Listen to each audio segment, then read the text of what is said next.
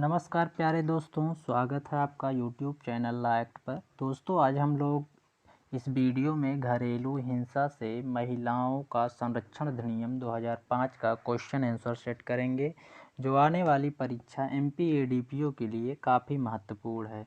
तो चलिए दोस्तों, शुरू करते हैं। पहला प्रश्न है, घरेलू हिंसा से महिलाओं को संरक्षण अधिनियम 2005 कब से प्रवर्तन में है। 4 विकल्प हैं। पहला है 13 सितंबर 2005, दूसरा है 26 अक्टूबर 2005, तीसरा है 26 अक्टूबर 2006, चौथा विकल्प है 10 नवंबर 2006। इसका जो सही उत्तर है वो है विकल्प सी, 26 अक्टूबर 2006। अगला प्रश्न है, घरेलू हिंसा से महिलाओं का संरक्षण अधिनियम 2005 का विस्तार है। पहला है संपूर्ण भारत पर, दूसरा है जम्मू कश्मीर को छोड़कर संपूर्ण भारत पर, तीसरा विकल्प है जम्मू कश्मीर एवं संघ शासित क्षेत्र को छोड़कर संपूर्ण भारत पर, चौथा विकल्प है उपर्युक्त सभी। इसका जो सही उत्तर है वो है विकल्प ए, संपूर्ण भारत पर। अगला प्रश्न है, घरेलू हिंसा से संरक्षण अधिनियम 2005 के अंतर्गत व्यथित व्यक्ति के अंतर्गत आते हैं। पहला है कोई भी महिला, दूसरा है कोई भी पुरुष, तीसरा विकल्प है महिला एवं पुरुष दोनों, चौथा विकल्प है केवल बी। इसका जो सही उत्तर है वो है विकल्प ए, कोई भी महिला। अगला प्रश्न है, घरेलू हिंसा से संरक्षण अधिनियम 2005 के अंतर्गत बालक से अभिप्रेत है। पहला विकल्प है 15 वर्ष से कम आयु का बालक, दूसरा है 16 वर्ष से कम आयु का बालक, तीसरा है 18 वर्ष से कम आयु का बालक, चौथा विकल्प है 21 वर्ष से कम आयु का बालक। इसका जो सही उत्तर है वो है विकल्प सी, 18 वर्ष से कम आयु का बालक। अगला प्रश्न है, साझा गृहस्थी से निम्न गृहस्थी आते हैं। पहला है जहाँ व्यथित व्यक्ति अकेले घरेलू नातेदारी में रहता है, दूसरा है जहां व्यथित व्यक्ति प्रत्यर्थी के साथ घरेलू नातेदारी में रहता है, तीसरा विकल्प है उक्त ए एवं बी दोनों, चौथा विकल्प है उक्त में से कोई नहीं। इसका जो सही उत्तर है वो है विकल्प सी, उक्त में से ए बी दोनों। अगला प्रश्न है, घरेलू हिंसा अधिनियम के किस धारा के अंतर्गत परिभाषित है। पहला विकल्प है धारा 2, दूसरा है धारा 3, तीसरा विकल्प है धारा 4, चौथा विकल्प है धारा 5। इसका जो सही उत्तर है वो है विकल्प बी, धारा 3 के अंतर्गत घरेलू हिंसा को परिभाषित किया गया है। अगला प्रश्न है, घरेलू हिंसा से संरक्षण अधिनियम 2005 के प्रयोजनों के लिए प्रत्यर्थी का निम्न कार्य एवं आचरण घरेलू हिंसा के अंतर्गत आते हैं। पहला विकल्प है यदि वह व्यथित व्यक्ति के जीवन का अंग को क्षतिग्रस्त करता है या ऐसा करने वाला है, दूसरा है यदि वह दहेज की या अन्य संपत्ति की पूर्ति के लिए व्यथित व्यक्ति को तंग करता है, तीसरा विकल्प है उक्त आचरण से व्यथित व्यक्ति या उससे संबंधित किसी भी व्यक्ति को धमकी देने का प्रभाव रखता है, चौथा विकल्प है उपर्युक्त सभी। इसका जो सही उत्तर है वो है विकल्प डी, उपर्युक्त सभी। अगला प्रश्न है, प्रत्यर्थी का निम्न में से कौन सा आचरण घरेलू हिंसा के अंतर्गत आते हैं। पहला है शारीरिक दुर्व्यवहार, दूसरा है लैंगिक दुर्व्यवहार, तीसरा है मौखिक एवं भावनात्मक दुर्व्यवहार, चौथा विकल्प है आर्थिक दुर्व्यवहार, पांचवा विकल्प है उपर्युक्त सभी। इसका जो सही उत्तर है वो है विकल्प ई, उपर्युक्त सभी। अगला प्रश्न है, निम्नलिखित में से कौन सा पद घरेलू हिंसा की परिभाषा में सम्मिलित दुरुपयोग के विभिन्न प्रकारों की श्रेणी में प्रयुक्त किया गया है। पहला है भावात्मक दुरुपयोग, दूसरा है मौखिक दुरुपयोग, तीसरा है आर्थिक दुरुपयोग, चौथा विकल्प है मानसिक दुरुपयोग। इसका जो सही उत्तर है वो है विकल्प डी, मानसिक दुरुपयोग। अगला प्रश्न है, महिला की गरिमा का अपमान या तिरस्कार किस दुर्व्यवहार के अंतर्गत आता है। पहला विकल्प है शारीरिक दुर्व्यवहार, दूसरा है लैंगिक दुर्व्यवहार, तीसरा है आर्थिक दुर्व्यवहार, चौथा है भावात्मक दुर्व्यवहार। इसका जो सही उत्तर है वो है विकल्प बी, लैंगिक दुर्व्यवहार। अगला प्रश्न है, किसी महिला का संतान या पुत्र ना होने के संबंध में अपमान या उपहास है। पहला है मौखिक और भावनात्मक दुर्व्यवहार, दूसरा विकल्प है मौखिक दुर्व्यवहार। इसका जो सही उत्तर है वो है विकल्प ए, मौखिक एवं भावनात्मक दुर्व्यवहार। अगला प्रश्न है, आर्थिक दुर्व्यवहार के अंतर्गत आते हैं स्त्री धन से वंचित करना, दूसरा विकल्प है स्त्री धन का आंतरण, तीसरा है शेयर का आंतरण जिसमें व्यक्ति का हित है, चौथा विकल्प है उपर्युक्त सभी। इसका जो सही उत्तर है वो है विकल्प डी, उपर्युक्त सभी। अगला प्रश्न है, बालक के अंतर्गत आते हैं, पहला है दत्तक बालक, दूसरा है सौतेला बालक, तीसरा विकल्प है पोषित बालक, चौथा विकल्प है उपर्युक्त सभी। इसका जो सही उत्तर है वो है विकल्प डी, उपर्युक्त सभी। अगला प्रश्न है कि घरेलू घटना रिपोर्ट से ऐसी रिपोर्ट अभिप्रेत है जो किसी व्यथित व्यक्ति से घरेलू हिंसा की शिकायत की प्राप्ति पर तैयार की गई है, दूसरा है व्यथित व्यक्ति द्वारा मजिस्ट्रेट को दी गई हो, तीसरा विकल्प है महिला द्वारा थाने के भार साधक अधिकारी को दी गई है, चौथा विकल्प है उपर्युक्त सभी। इसका जो सही उत्तर है वो है विकल्प ए, किसी व्यथित व्यक्ति से घरेलू हिंसा की शिकायत की प्राप्ति पर तैयार की गई हो।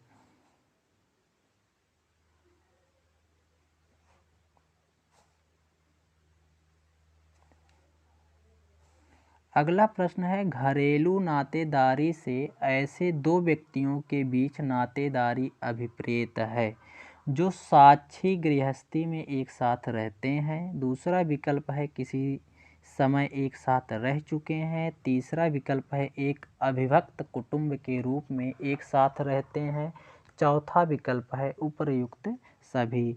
इसका जो सही उत्तर है वो है विकल्प डी, उपर्युक्त सभी। अगला प्रश्न है, मजिस्ट्रेट द्वारा धनीय अनुतोष घरेलू हिंसा से पीड़ित महिला को दिया जाता है।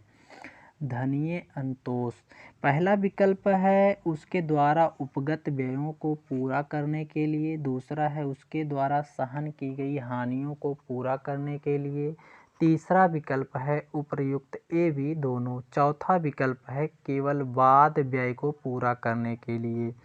इसका जो सही उत्तर है वो है विकल्प सी, ए बी दोनों। अगला प्रश्न है,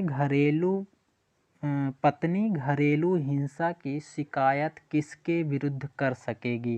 पहला विकल्प है पति के विरुद्ध, दूसरा है ससुर के विरुद्ध, तीसरा है सास के विरुद्ध, चौथा विकल्प है उपर्युक्त सभी। इसका जो सही उत्तर है वो है विकल्प डी, उपर्युक्त सभी।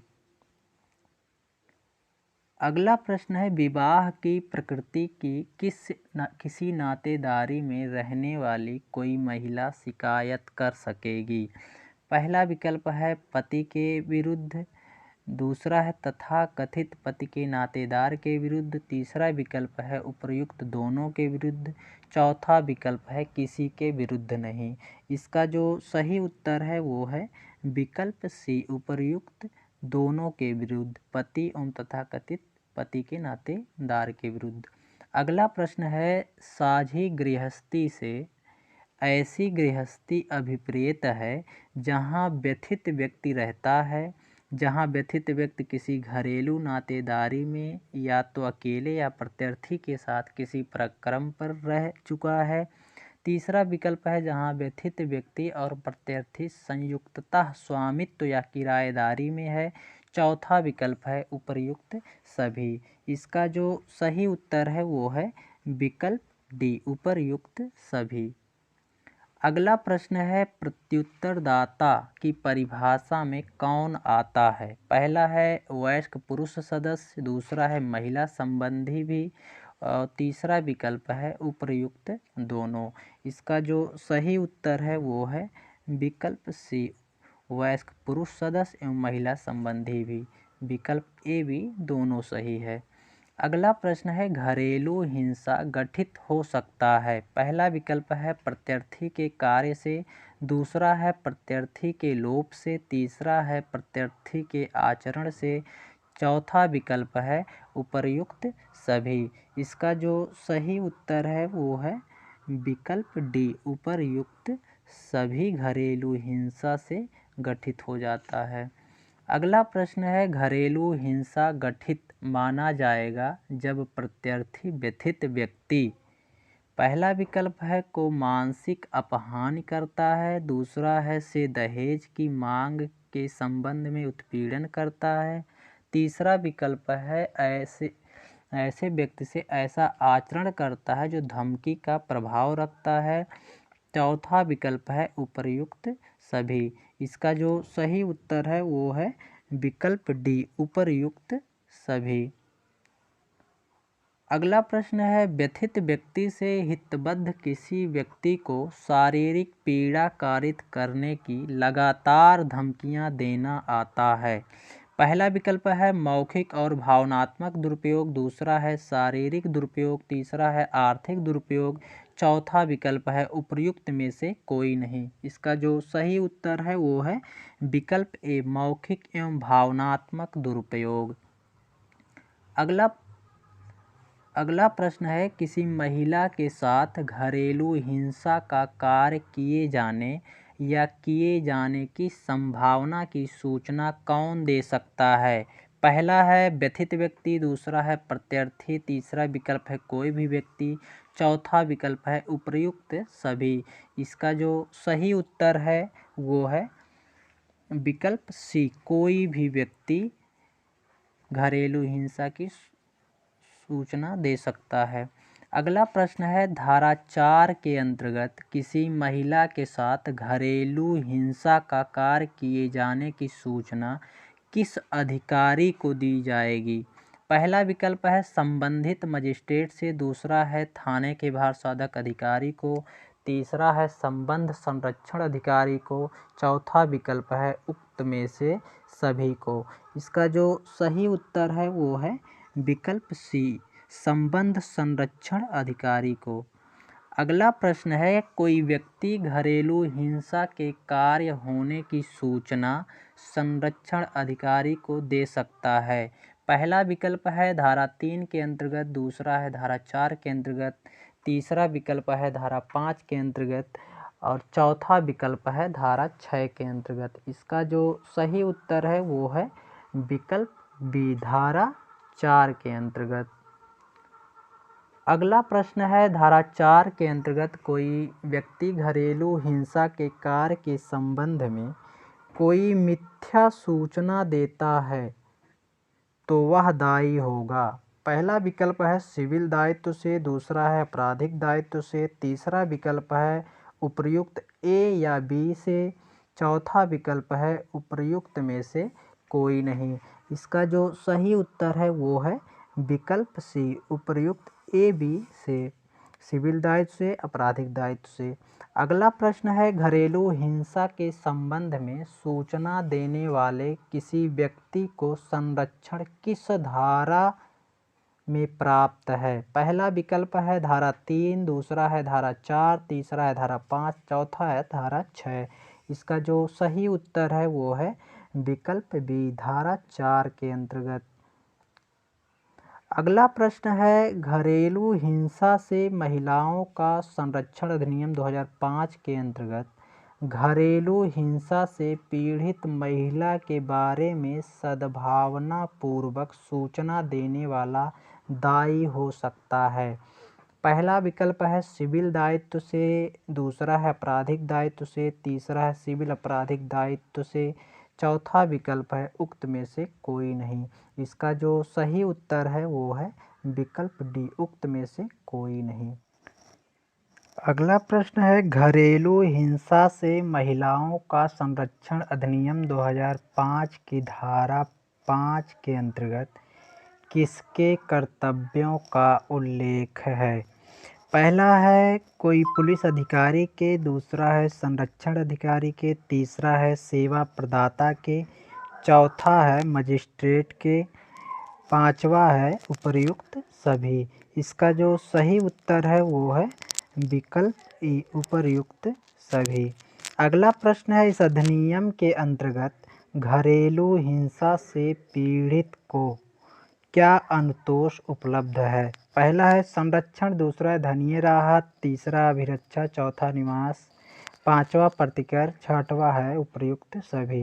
इसका जो सही उत्तर है वो है विकल्प एफ, उपर्युक्त सभी। अगला प्रश्न है, किसी महिला के साथ संज्ञेय अपराध कारित हुआ है। भुक्तभोगी महिला संरक्षण अधिकारी को इस घटना की जानकारी देती है। पुलिस अधिकारी को भी संज्ञेय अपराध किए जाने की जानकारी प्राप्त होती है। इस संबंध में सत्य उत्तर का चयन कीजिए। पहला है पुलिस अधिकारी विधि के अनुसार कार्यवाही करेगा, दूसरा है पुलिस अधिकारी संरक्षण अधिकारी के आदेश का इंतजार करेगा, तीसरा विकल्प है पुलिस अधिकारी मजिस्ट्रेट के मामले के अन्वेषण करने हेतु इजाज़त लेगा, चौथा विकल्प है उपर्युक्त सभी। इसका जो सही उत्तर है वो है विकल्प ए, पुलिस अधिकारी विधि के अनुसार कार्यवाही करेगा। अगला प्रश्न है, घरेलू हिंसा से व्यथित महिला को रखा जा सकता है।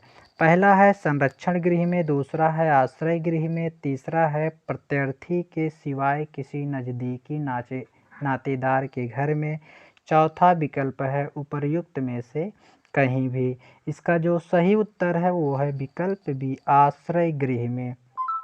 अगला प्रश्न है, धारा 6 के अंतर्गत आश्रय गृह के भार साधक से आश्रय उपलब्ध कराने का अनुरोध कौन कर सकता है? पहला है व्यथित व्यक्ति, दूसरा है व्यथित व्यक्ति की ओर से संरक्षण अधिकारी, तीसरा है कोई सेवा प्रदाता, चौथा विकल्प है उपर्युक्त सभी। इसका जो सही उत्तर है वो है विकल्प डी, उपर्युक्त सभी। अगला प्रश्न है, घरेलू हिंसा के अधीन अधिसूचित आश्रय गृह पीड़ित व्यक्ति को आश्रय प्रदान करने हेतु बाध्य है।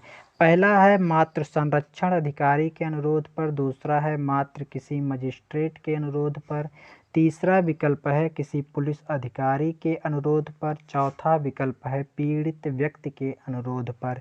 इसका जो सही उत्तर है वो है विकल्प डी, पीड़ित व्यक्ति के अनुरोध पर।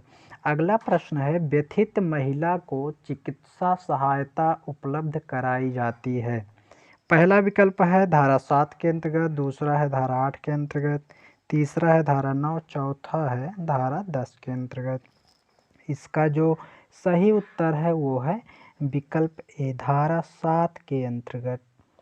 अगला प्रश्न है, संरक्षण अधिकारियों की नियुक्ति राज्य सरकार द्वारा किस धारा के अंतर्गत की जाती है? पहला है धारा 8, दूसरा धारा 9, तीसरा है धारा 10, चौथा है धारा 12। इसका जो सही उत्तर है वो है विकल्प ए, धारा 8 के अंतर्गत। अगला प्रश्न है, संरक्षण अधिकारियों की नियुक्ति कौन करता है? पहला है राज्य सरकार, दूसरा है केंद्रीय सरकार, तीसरा है जिला मजिस्ट्रेट, चौथा है उच्च न्यायालय। इसका जो सही उत्तर है वो है विकल्प ए, राज्य सरकार। अगला प्रश्न है, संरक्षण अधिकारी कौन हो सकता है? पहला केवल पुरुष, दूसरा है केवल स्त्री, तीसरा है यथासंभव कोई महिला ही, चौथा विकल्प है उपर्युक्त सभी। इसका जो सही उत्तर है वो है विकल्प सी, यथासंभव कोई महिला ही। अगला प्रश्न है, घरेलू हिंसा अधिनियम की धारा 8 के अधीन प्रत्येक जिले में संरक्षण अधिकारियों की संख्या हो सकती है। पहला विकल्प है मात्र एक, दूसरा है जितना राज्य सरकार उचित समझे, तीसरा है अधिकतम 3, चौथा विकल्प है उपर्युक्त में से कोई सही नहीं है। इसका जो सही उत्तर है वो है विकल्प बी, जितना राज्य सरकार उचित समझे। अगला प्रश्न है निम्नलिखित में से कौन सा सही है। पहला है संरक्षण अधिकारी जहां तक संभव हो महिलाएं होंगी। दूसरा है जिलाधिकारी को संरक्षण अधिकारी के रूप में कार्य करना है। तीसरा है जिले के दहेज अधिकारी को संरक्षण अधिकारी के रूप में कार्य करना है। चौथा विकल्प है उपर्युक्त में से कोई नहीं। इसका जो सही उत्तर है वो है विकल्प ए संरक्षण अधिकारी जहां तक संभव हो महिलाएं होंगी। अगला प्रश्न है घरेलू हिंसा अधिनियम की धारा 4 के अधीन घरेलू हिंसा के विषय में सूचना संरक्षण अधिकारी को दी जा सकती है। पहला है किसी व्यक्ति द्वारा, दूसरा है मात्र एक पुलिस अधिकारी द्वारा, तीसरा विकल्प है मात्र एक सेवा प्रदाता द्वारा, चौथा विकल्प है मात्र एक पुलिस अधिकारी द्वारा जो उप निरीक्षक से अवर पद का ना हो। इसका जो सही उत्तर है वो है विकल्प ए किसी व्यक्ति के द्वारा। अगला प्रश्न है संरक्षण अधिकारियों के कर्तव्यों का उल्लेख है। पहला है धारा 9 के अंतर्गत, दूसरा है धारा 10 के अंतर्गत, तीसरा है धारा 11 के अंतर्गत, चौथा विकल्प है धारा 12 के अंतर्गत। इसका जो सही उत्तर है वो है विकल्प ए धारा 9 के अंतर्गत। अगला प्रश्न है निम्न कर्तव्यों में से कौन सा कर्तव्य कार्य संरक्षण अधिकारियों का नहीं है। इसका जो विकल्प पहला वो है मजिस्ट्रेट की अधिनियम के अधीन उनके कृत्यों के निर्वहन में सहायता करे। दूसरा विकल्प है यह सुनिश्चित करे कि व्यथित व्यक्ति को विधिक सेवा प्राधिकरण अधिनियम 1987 के अधीन विधिक सहायता प्रदान की जाती है। तीसरा है यदि व्यक्ति ऐसी अपेक्षा करे तो सुरक्षित आश्रय गृह उपलब्ध कराए। और चौथा है संरक्षण अधिकारी घरेलू हिंसा की रिपोर्ट थाने के भारसाधक अधिकारी को करता है। इसका जो सही उत्तर है वो है विकल्प डी संरक्षण अधिकारी घरेलू हिंसा की रिपोर्ट थाने के भारसाधक अधिकारी को करता है। अगला प्रश्न है घरेलू हिंसा की धारा 9 के अधीन निम्नलिखित में से कौन सा कार्य संरक्षण अधिकारी का नहीं है। पहला है किसी मजिस्ट्रेट को उसके कार्यों के निर्वहन में सहायता करना, दूसरा है सेवा प्रदाताओं की सूची रखना, तीसरा विकल्प है पीड़ित व्यक्ति का चिकित्सीय परीक्षण करना, चौथा विकल्प है मौद्रिक अनुतोष हेतु आदेश देना। इसका जो सही उत्तर है वो है विकल्प डी मौद्रिक अनुतोष हेतु आदेश देना। अगला प्रश्न है घरेलू हिंसा के परिवाद की प्राप्ति पर संरक्षण अधिकारी। पहला है घरेलू हिंसा की रिपोर्ट मजिस्ट्रेट को करेंगे, दूसरा है संबंधित क्षेत्र के थाने के भारसाधक अधिकारी को रिपोर्ट की प्रतियां अग्रेषित करेंगे, तीसरा विकल्प है संबंधित क्षेत्र के सेवा प्रदाताओं को रिपोर्ट की प्रतियां अग्रेषित करेंगे, चौथा विकल्प है उपर्युक्त सभी। इसका जो सही उत्तर है वो है विकल्प डी उपर्युक्त सभी। अगला प्रश्न है घरेलू हिंसा से महिला संरक्षण अधिनियम के अंतर्गत मजिस्ट्रेट से अभिप्रेत है। पहला है प्रथम वर्ग न्यायिक मजिस्ट्रेट, दूसरा विकल्प है महानगर मजिस्ट्रेट, तीसरा यथास्थिति ए या बी, चौथा विकल्प है कार्यपालक मजिस्ट्रेट। इसका जो सही उत्तर है वो है विकल्प सी यथास्थिति ए या बी। अगला प्रश्न है घरेलू हिंसा की शिकायत प्राप्त होने पर घरेलू हिंसा की रिपोर्ट विहित प्रारूप एवं रीति में मजिस्ट्रेट को की जाती है। पहला है धारा 9 खा के अंतर्गत, दूसरा है धारा 9 गा के अंतर्गत। इसका जो सही उत्तर है वो है विकल्प ए धारा 9 खा के अंतर्गत। नमस्कार दोस्तों, वीडियो अच्छा लगे तो लाइक शेयर कर दें।